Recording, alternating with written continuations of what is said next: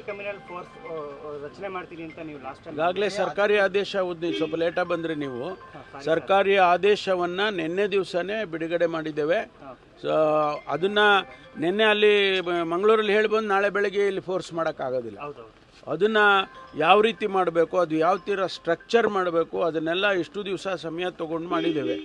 ಈಗೇನು ಆ್ಯಂಟಿ ನಕ್ಸಲ್ ಫೋರ್ಸ್ ಇದೆ, ಅದರಲ್ಲೇ ನಾವು ಆ್ಯಂಟಿ ನಕ್ಸಲ್ ಫೋರ್ಸನ್ನು ಮುಚ್ಚಬೇಕು ಅಂತೇಳಿ ನಾವು ಅಂದ್ಕೊಂಡಿದ್ದು. ಆ ಫೋರ್ಸನ್ನು ಅರ್ಧ ಭಾಗ ಫೋರ್ಸನ್ನು ಈ ಆ್ಯಂಟಿ ಕಮ್ಯುನಲ್ ಫೋರ್ಸಾಗಿ ಕನ್ವರ್ಟ್ ಮಾಡಿ ಅವರಿಗೇನೆಲ್ಲ ಹೆಚ್ಚು ಅಧಿಕಾರ ಬೇಕು ಮತ್ತು ಅವ್ರಿಗೆ ಬೇಕು ಎಲ್ಲ ಸವಲತ್ತುಗಳು ಬೇಕು ಅದೆಲ್ಲ ಕೊಟ್ಟು ನಾವು ಈಗ ಅದನ್ನು ಪ್ರಾರಂಭ ಮಾಡ್ತೀವಿ. ಮೂರು ಜಿಲ್ಲೆಯಲ್ಲಿ ಅಂತ ಹೇಳಿದ್ದೇವೆ, ಶಿವಮೊಗ್ಗ ಮತ್ತು ಉಡುಪಿ ಮತ್ತು ಮಂಗಳೂರು. ಆ ಜಿಲ್ಲೆಗಳಲ್ಲಿ ಹೆಚ್ಚು ಫೋಕಸ್ ಮಾಡಿ ನಾವು ಮಾಡ್ತೇವೆ. ಸರ್, ಕೋಮು ಭಾವನೆಯನ್ನು ಕೆರಳಿಸುವಂತಹ ಪ್ರಯತ್ನಗಳು ಕೂಡ ಅಲ್ಲಿ ಜಾಸ್ತಿ ಆಗ್ತಿದೆ. ಇಲ್ಲ, ನಾವು ಅದಕ್ಕೆ ಒಂದು ಕಡೆ ಕಾನೂನು, ಇನ್ನೊಂದು ಕಡೆ ಶಾಂತಿ ತರೋದಕ್ಕೆ ಏನು ಮಾಡಬೇಕು ಅಂತೇಳಿ ಪೀಸ್ ಮೀಟಿಂಗ್ಸು ಅಥವಾ ಕಮ್ಯುನಿಟಿ ಮೀಟಿಂಗ್ಸು ಇವೆಲ್ಲ ಮಾಡೋದಕ್ಕೂ ಕೂಡ ಸೂಚನೆಯನ್ನು ಕೊಟ್ಟಿದ್ದೇನೆ. ನಾನು ಕಳೆದ ಸಾರಿನೂ ಕೊಟ್ಟಿದ್ದೆ. ನೀವು ಪೀಸ್ ಮೀಟಿಂಗ್ಗಳು ಮಾಡಿ ಕಮ್ಯುನಿಟಿ ಲೀಡರ್ಸ್ಗಳನ್ನ ಕರೆದು ಸ್ವಲ್ಪ ಮಾತಾಡಬೇಕು. ಇದನ್ನು ಮಂಗಳೂರನ್ನು, ದಕ್ಷಿಣ ಕನ್ನಡ ಜಿಲ್ಲೆಯನ್ನು ಹೀಗೆ ಬಿಡೋಕ್ಕಾಗಲ್ಲ. ಭಾಳ ಒಂದು ಒಳ್ಳೆ ಜನ ಇರುವಂಥ ಜಿಲ್ಲೆ ಅದು.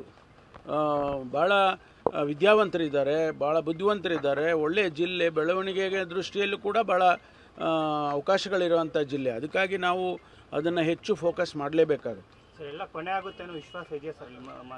ಅಲ್ಲ, ನಾವು ಮಾಡಲೇಬೇಕಲ್ಲ. ಕೊನೆ ಆಗುತ್ತೆ ಅಂತ ವಿಶ್ವಾಸದಿಂದಲೇ ಮಾಡಬೇಕು ನಾವು. ಇಲ್ಲದೇ ಇದ್ದರೆ ಆಗೋದಿಲ್ಲ ಅಂತೇಳಿ ಅಪನಂಬಿಕೆ ಇಟ್ಕೊಂಡು ಮಾಡೋಕ್ಕಾಗೋದಿಲ್ಲ. ನಾವು ಕೊನೆ ಮಾಡ್ತೀವಿ, ನಾವು ಬಿಡೋದಿಲ್ಲ. ಪೊಲಿಟಿಕಲ್ ಲೀಡರ್ಸ್ ಯಾಕಂದ್ರೆ ಪ್ರತಿಭಟನೆ ಏನಾದರೂ ಹಿಂದೆ ಇರುವಂಥ ಸಾಧ್ಯತೆಗಳಿದೆಯಾ ಸರ್? ಇಲ್ಲ, ಅದು ಆಟೋಮೆಟಿಕ್ಕಾಗಿ ಅದನ್ನೆಲ್ಲ ನಾವು ವೆರಿಫೈ ಮಾಡ್ಕೊಳ್ತೀವಿ. ಈಗ ನೆನ್ನೆ ಅವ್ರು ಮರ್ಡರ್ ಆದ ತಕ್ಷಣ ಸಂಜೆ ಒಳಗಡೆ ನಾವು 4 ಜನನ ಅರೆಸ್ಟ್ ಮಾಡಿದೋ. ಈಗ ಇನ್ನೂ ಅವರ ಹೇಳಿಕೆಗಳಲ್ಲಿ ನಮಗೆ ಕೆಲವೆಲ್ಲ ಭಾಳ ಗಂಭೀರವಾದಂಥ ಮಾಹಿತಿಗಳು ಸಿಕ್ಕಿದ್ದಾವೆ. ಅದನ್ನು ಕೂಡ ನಾವು ಉಪಯೋಗ ಮಾಡಿಕೊಂಡು ಏನು ಕ್ರಮ ತಗೋಬೇಕು ತಗೊಳ್ತೀವಿ.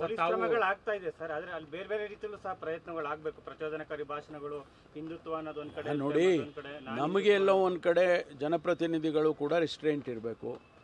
ಅವರು ಪ್ರಚೋದನೆ ಮಾಡೋಕ್ಕೆ ಹೋದರೆ ಬೇರೆ ಯಾವ ರೀತಿ ನೀವು ನಿಲ್ಲಿಸೋಕ್ಕಾಗತ್ತೆ? ನಾವು ಜನಪ್ರತಿನಿಧಿಗಳು ಕೂಡ ಒಂದು ರೀತಿಯಲ್ಲಿ ಶಾಂತಿ ತರೋದಕ್ಕೆ ಎಲ್ಲ ಪ್ರಯತ್ನನೂ ಮಾಡಬೇಕು. ಸರ್, ತಾವು ನಿನ್ನೆ AICC ನಾಯಕರು ಭೇಟಿಯಾಗಿದ್ರಿ. ಸೊ ಏನಾದರೂ ಅದೆಲ್ಲ ಏನು ಮಾತಾಡೋಣ.